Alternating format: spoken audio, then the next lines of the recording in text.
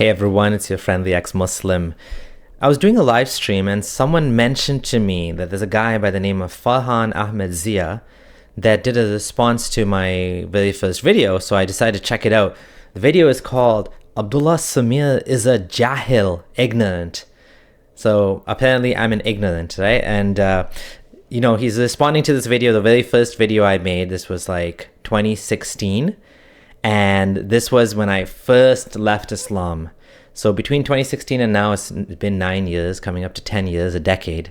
Have I changed my opinions on anything? Has anything changed? Back then on the old channel, I had 67,000 subscribers. Now with my wife, we have 100,000 together. The question is, am I a Jahil? Am I wrong? Was I wrong about anything? And so I'm going to go through it. I'm going to go through his video and I'm going to show you who the Jahil really is. Let's get into it.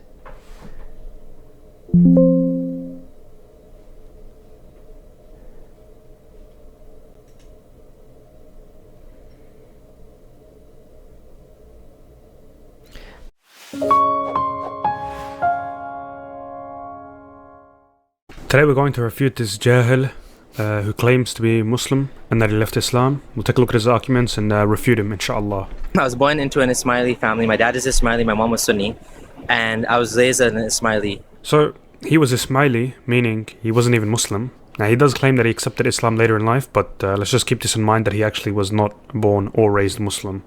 Whoa. Did he say I was not born or raised Muslim? Dang, that invalidates every single thing I'm going to say. I wasn't raised as a Muslim. Oh wait, I guess that also invalidates every single thing Ali Dawa said, because he claims he wasn't raised as a Muslim either. Or Hamza Yusuf, or Yusuf Estes, or anybody else that converts to Islam. Funny how that works. If you change your sect or you convert to a different religion, in my case, I called myself a Muslim convert because Shia Ismailism I found to be very, very different. So it was like coming to a new religion. And I changed my whole worldview. That apparently, because of that, I was never a Muslim. Now, this is a sign of desperation here. Almost every single comment is saying the same thing. It's so sad, non-Muslims leaving Islam. Bro left Islam without being a Muslim. Okay, so this is the point he's making.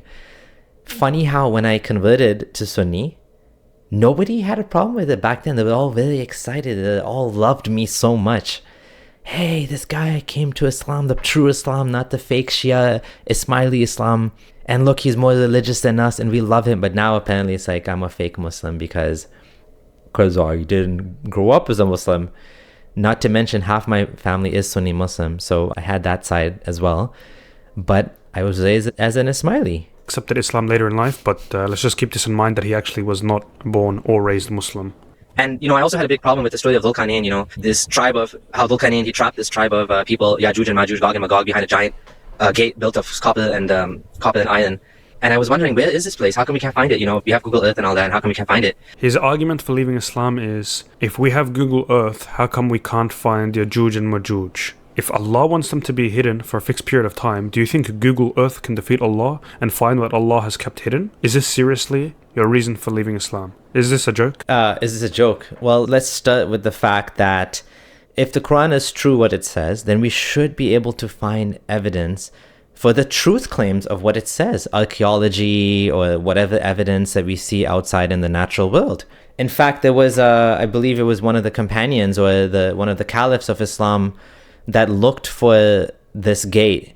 And we're not talking about some insignificant little thing. We're talking about a giant dam. Let's take a look and see what the Quran says, right? The Quran says right here, they ask you about Dhul-Qarnayn. Okay, so this was now giving us a bit of context that the Quran is saying that the people were challenging him on Dhul-Qarnayn and saying, tell us about Dhul-Qarnayn if you're a prophet. Tell us the story of Dhul-Qarnayn. This was a story that was known to them. Okay, and it was actually the story of Alexander the Great, as you're going to see. And they were challenging him to say, well, if you're a prophet, you should know this story. And then, obviously Allah didn't respond to him for so many days and he was upset, and he said inshallah, and then Allah did respond to him. Allah said, you should have said inshallah. Apparently this whole thing about basically take him some time to get the story, the deets on the story, right? Which come directly from the Syriac Alexander romance, by the way. by the way. Anyways, that's an aside. Let's get to it. Let's look at the story and let's see whether it's a reasonable assumption that someone like me would be asking for evidence of this. So we established him upon the earth and gave him to everything away, meaning he was a powerful man, like a giant. And he followed away until he found the setting of the sun. He found it as if setting in a spring of dark mud, and he found near it a people. So already we have a mistake in the Quran. One thing I want you to keep in mind when you listen to all of this, keep in mind the context of the 7th century desert men in the 7th century. What did they know about the world? What did they think about the universe? What was the understanding of cosmology? And tell me whether the story reflects that understanding, or if it reflects the understanding of a divine being that knows better. So apparently he went until he reached the setting of the sun. How does that work? How do you travel until the setting of a sun? It's impossible. Okay, and we're going to see that in the tafsir. That's why they added the as if. Now, the crazy thing is, we have this exact same story in the Alexander Romance. And in the Alexander Romance, he literally went to the setting place of the sun. It says it very explicitly. It says that. And it says there was people that had no shade. They were like dark-skinned. And then he does the Allah stuff because he's apparently a Muslim now. And then he went to the rising of the sun and he found people for whom we have not made any shade. So now he found the rising place of the sun. Kind of like, when you get to the end of the rainbow, you never can because it's an optical illusion. But there's a pot of gold. So he found the pot of gold. He found the people that had no shade from the sun. In the Syriac Alexander Romance, it's exactly the same thing, right? And it's kind of nuts that this was what they believed back then. But this is what they actually believed, right? And this is what we find in the Syriac Alexander Romance. You can read this whole thing on Wiki Islam. They've laid it out point by point.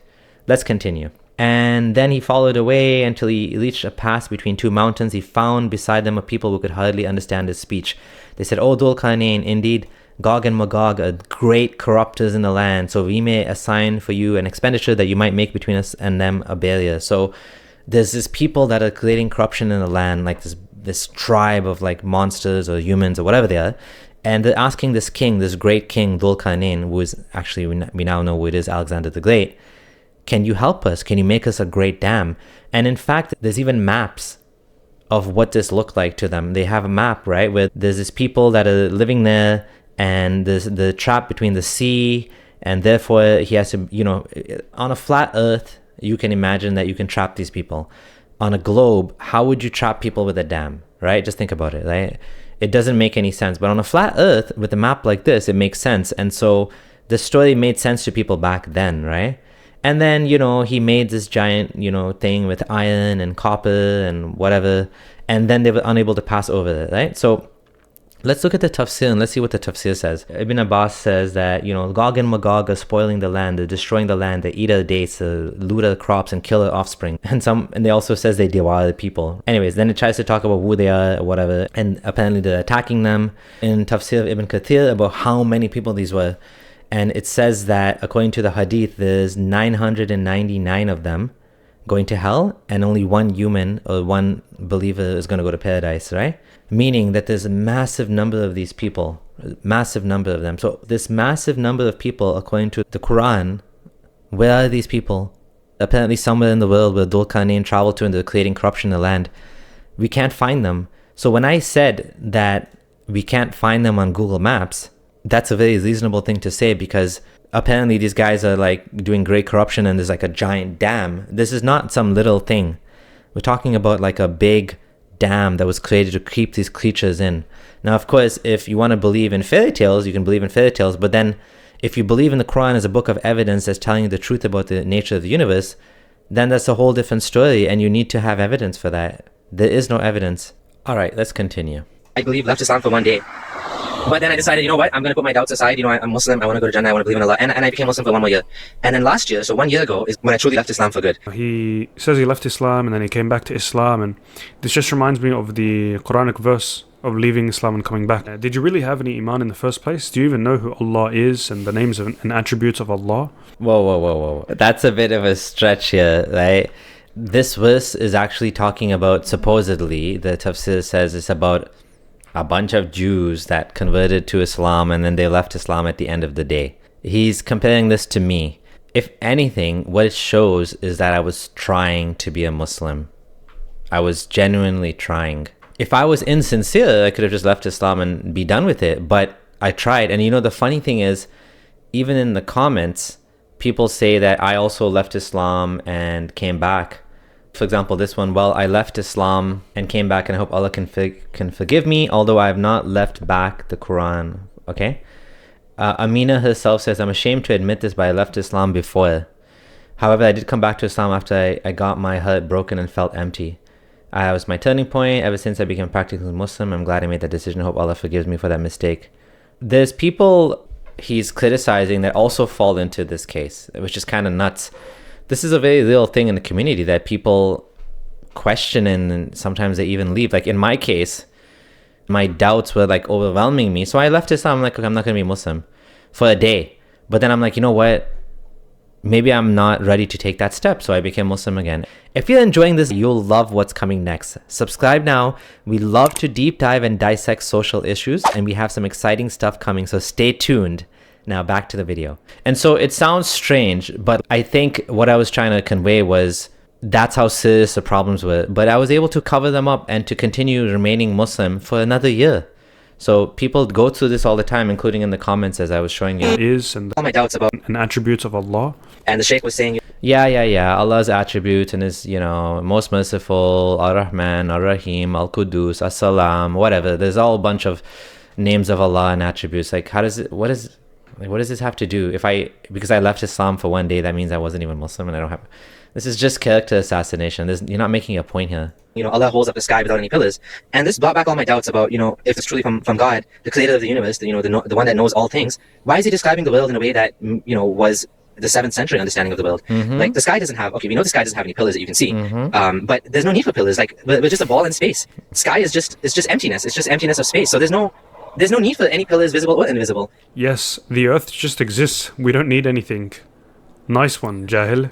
I didn't say that. I didn't say we don't need anything. I said we don't need pillars to hold up the sky. Who made the earth to exist as it does? There's nothing actually that specifically says Allah holds the skies without any pillars. The only thing related to this is chapter 13 verse 2 and chapter 31 verse 10, but they both mention the heavens being raised without any pillars. Chapter 13 verse 2 says, it is Allah who raised the heavens without any pillars that you can see, and then rose over the throne in a manner that better fits His majesty. He made the sun and moon to be of service, each running its course for an appointed time. He governs all affairs and explains the signs in detail, so that you may be certain of the meeting with your Lord. The explanation of this in Tafsir as-Sa'di is that Allah is describing His greatness and power, and how there are no pillars visible to us. Chapter 31 verse 10 says, He created the heavens without any pillars that you can see. What do you think this means? It is kind of misleading in English when it translates the sama as heavens. It doesn't mean paradise, like heaven. The word for paradise in the Quran is Jannah, gardens. The word sama has been used here, and according to the Quran, there's 7 of these heavens, is sama. Sama means 7 heavens. And He raised up the heavens. Well, what are the heavens? The Quran itself defines that He beautified the lowest heaven with the stars. So we have a definition in the Quran of what the heavens are. It has what's the container of the stars, meaning the sky. And the tafsir again says the heavens are created in all their vastness and greatness. The pillars are described again as nothing is holding the heavens in place except for the might of Allah. So what does that mean? What does that mean? What do you think that means, Farhan, when it says Allah is holding up the heavens without any pillars that you can see? What is He holding up? What do you think He's holding up? Like, I'm going to explain it and you're going to understand in a minute. And also in the next verse it says, this is Allah's creation. Let's go back for 1 second. What I want to show you is this is how ancient people used to see the world. They used to think of the sky, the heavens, as like a firmament. It's a solid structure. And we are inside this solid structure, right? It's a flat earth. There's a dome on top of it that Allah is holding up without any pillars that you can see. And then above that, there's 7 heavens. And the proof I have for this is that this is a common mythology of all different systems, right? And as I was saying, we have adorned the nearest heaven with an adornment of stars. So it defines it right there, right? And then it says we complete them as 7 heavens within 2 days, whatever the hell that means. We'll get to that. And we adorn the nearest heaven with lamps and as a protection. Okay, so this is what the lowest heaven is. That's what the heavens are. So Allah's talking about holding up the sky. This is very stupid. He's calling me a Jahil. Allah is a Jahil that's talking about holding up the sky. Actually, it's not Allah, it's Muhammad. And this is where we get a little bit of a better understanding of what's going on here. Because for a modern person looking at the Quran, they might be confused. Like, what is it talking about?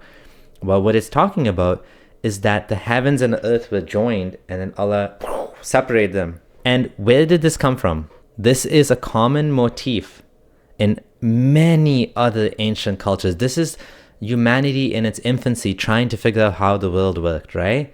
There's all different examples right here, which I'm not going to read every single one of them, but just one of them, for example, the Romans, separation of heavens and earth by natural force, right? The Greeks who said there was only water in the beginning, and then Ignoramus separated the sky from the sea by dancing on the waves. Many different cultures believed in, because it kind of like intuitively makes sense, I guess. Like, we're here on this giant globe, what we didn't know was a globe, this giant plane. It looks like a flat plane.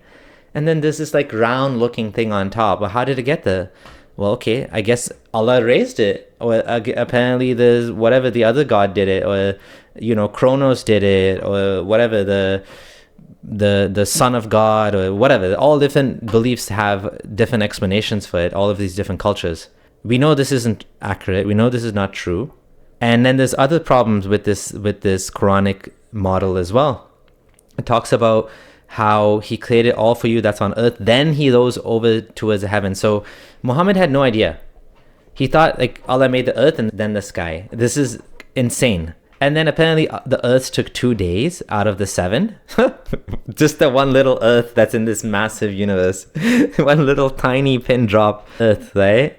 I think this tweet captures it perfectly, the ridiculousness of Allah taking 2 days to create the earth.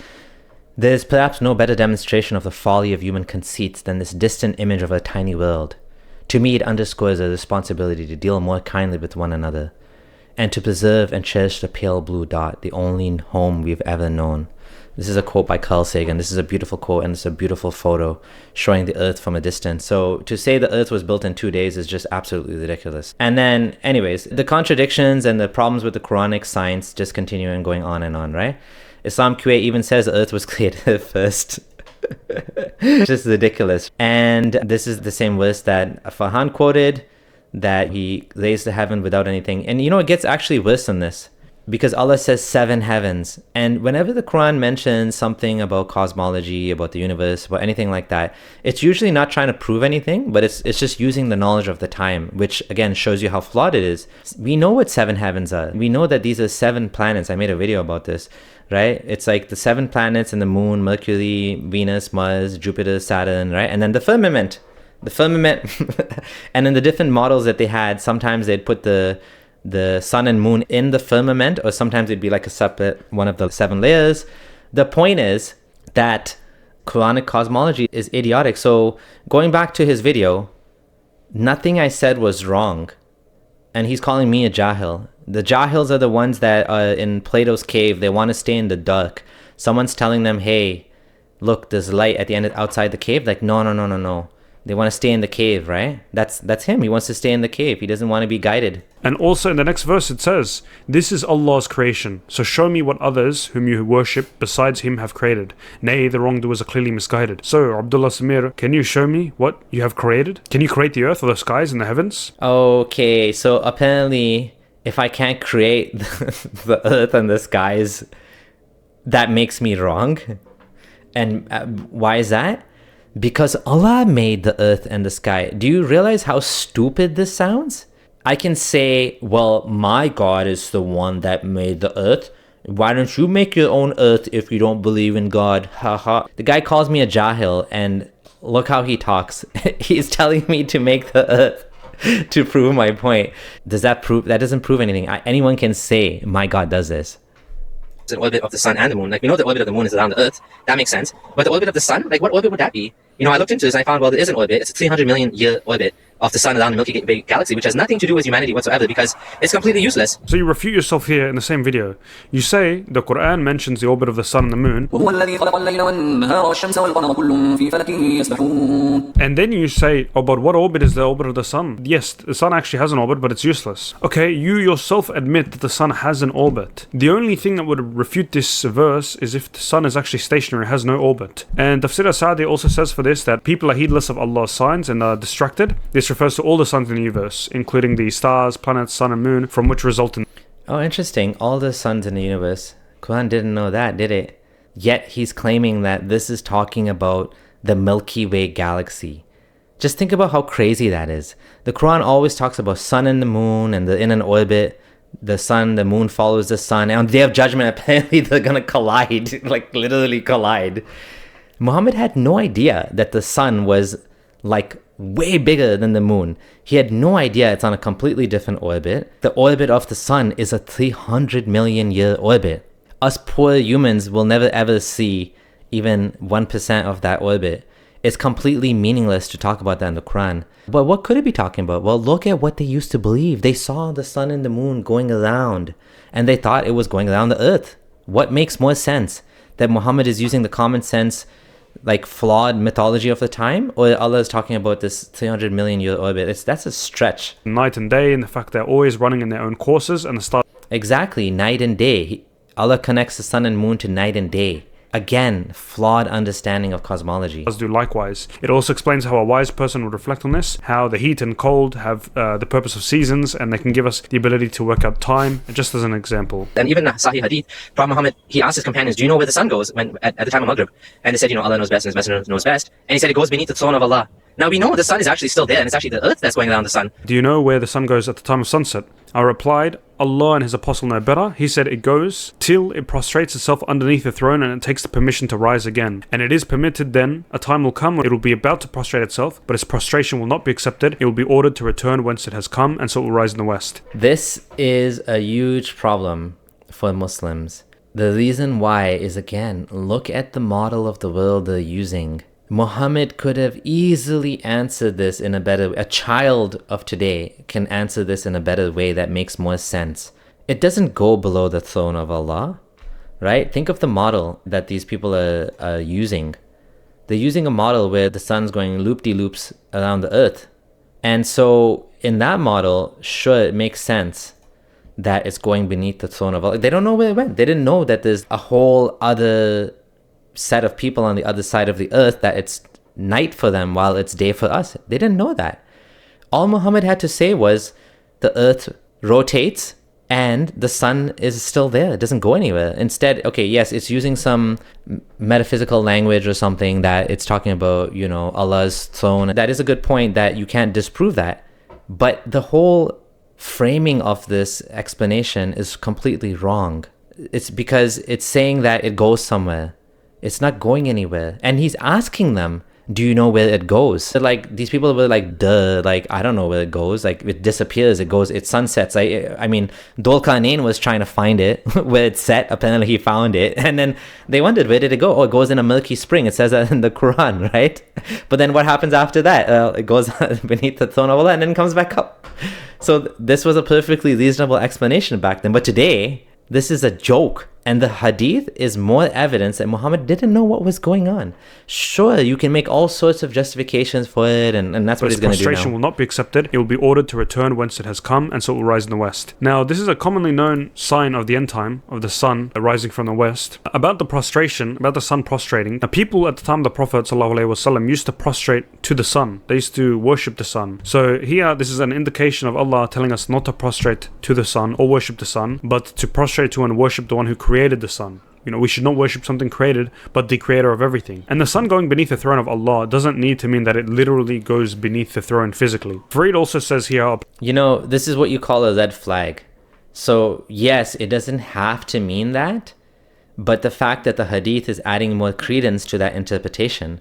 And the fact is that the people at the time of Muhammad in that place, that's what they believed. So he's just parroting the same nonsense. Play a clip of his explanation. As for the nature of this prostration, we don't know. Of course, naturally, the sun doesn't have arms and legs and a head or anything like that. And of course, there are verses in the Quran that speak about the stars prostrating, about trees prostrating. We do not know how that occurs. We do not know what that specifically entails. We just know that the creation of Allah prostrates to Allah in a way that we are not aware of. I mean, it's more specific than that. It's not just it's prostrating, it's going beneath the throne of Allah and then it's prostrating. And I don't even care about the prostrating part. The part that matters is that it disappears beneath the throne of Allah and Allah gives the permission to come back up again. Bro didn't know about time zones. He didn't know about the rotation of the earth. He didn't know there's people that it's darkness for them and it's light for us. He didn't know any of this. He didn't know anything. He's just making up stuff. All right. Of course, the companions didn't understand the prostration of trees to be a physical action that they would observe. And similarly, the prostration of the sun isn't in a way that they could physically observe. Now, the idea of everything prostrating to Allah and for us not to prostrate to worship created things is also mentioned in the Quran in chapter 41, verse 37. Among his signs are the day and the night, the sun and the moon. Do not prostrate to the sun or the moon, but prostrate to Allah, who created them all, if you truly worship Him alone. Some people want to know what I believe now. I personally don't believe there's any God, so I'm atheist. But, if someone would ask, well, where did everything come from? I would say I'm still learning, and I don't think we have all the answers. See the hypocrisy here? You reject the idea of God and say we don't have all the answers for this, yet you follow this belief. However, when some questions you had about Islam, you didn't try to find answers. You resorted to wanting answers that only satisfy your desires, and then you left this belief because you didn't get the answers you wanted. What? This is a huge joke. Your video is a joke. Your reasons for leaving Islam is a joke. And this video has 1.5 million views. So you can see they have nothing against Islam. Alhamdulillah, it's just a troll. May Allah keep us sincere and just a troll. This is so funny. He's saying, first of all, nobody asked me why I left his smileysm like this. Nobody said that I had to understand everything in order to leave it.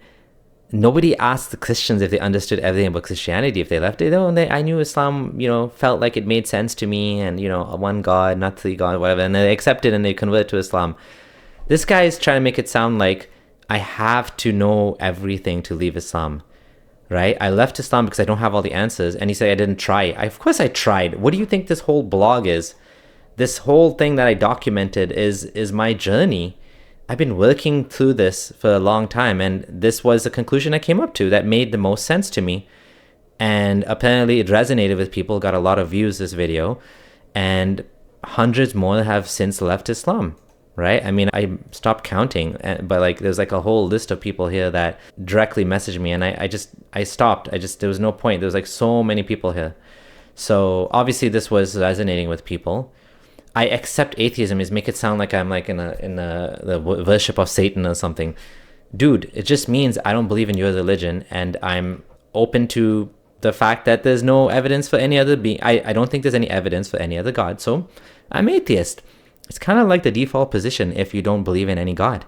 It just means I haven't seen any evidence for anything that's convincing. He's calling me a troll, this guy. I think he's a troll. Ordered to wanting answers that only satisfy your desires, and wanting answers that only satisfy your desires. Couldn't I say the same thing about him? He only wants answers that satisfy his desires. What is all this, workarounds and trying to make everything wishy-washy when it suits you? It's only metaphorical when it suits them, right? The sun going into a murky pool of water, it's only the setting place of the sun. All of these things are metaphorical. The sun going beneath the throne of Allah and asking for permission. All of these things become metaphorical when it's convenient. But everything else is not metaphorical. So who's the one that's looking for answers that are convenient for them, that satisfy their feelings, their want to be Muslim? And who's a real truth seeker? I think I know the answer. Anyways, Farhan Ahmed Zia, nice try responding to that as a failed attempt at calling me a Jahil. I really think that you need to think more deeply about what you're saying. The Quran is completely flawed about cosmology, and that is a huge problem if you believe it's from God. If you want to say he purposely wrote it wrong so that people would not be confused, well, that's a stretch. If you want to say it's metaphorical and none of these things literal, well, that's a stretch too, because it doesn't appear to be metaphorical, it appears to be literal, raising the sky, raising the heavens. If you just think it's just a massive coincidence that all of these other creation myths say the same thing, right? All of these other creation myths are saying that heavens and earth was raised and the skies held up. that's just a coincidence to you. If you want to believe that, go ahead. I think the evidence is very clear. Islam is man-made. Islam's not from God. Leave Islam behind. Life is better and more beautiful without it. If you like this video, stay tuned. More such videos coming. Subscribe to the channel. If you want to join the Patreon, we'd love your support to keep doing this. Thank you so much. This is Mr. Friendly Ex-Muslim signing out.